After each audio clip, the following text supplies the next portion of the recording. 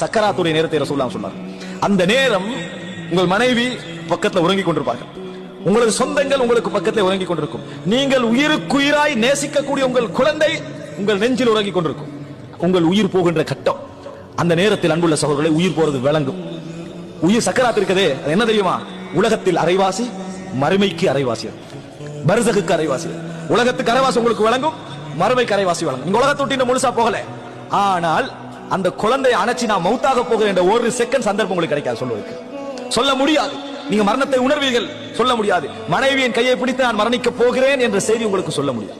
அவர்கள் பார்த்தால் கஞ்சாடை தான் ஒரு வகையில் உங்களுக்கு என்ன செய்யலாம், காட்டலாமே தவிர வேற எந்த அசைவும் உங்களுக்கு இருக்காது.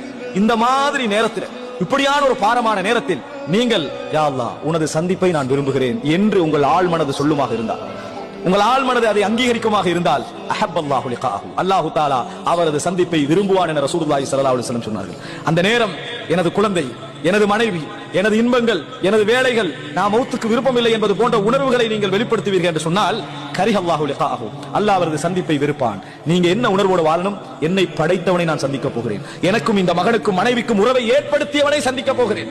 திருப்பி அவன் ஏற்படுத்த மாட்டானா? ஏற்படுத்துவான். அவன் தான் எனக்கு காஹிர், என்னை அடக்கி ஆளக்கூடியவன் என்கின்ற எண்ணம் நமக்கு வருமாக இருந்தால், அஹப்பல்லாஹு லிகாஹு, அல்லாஹு தஆலா அவரது சந்திப்பை விரும்புவான் என சொன்னார்கள்.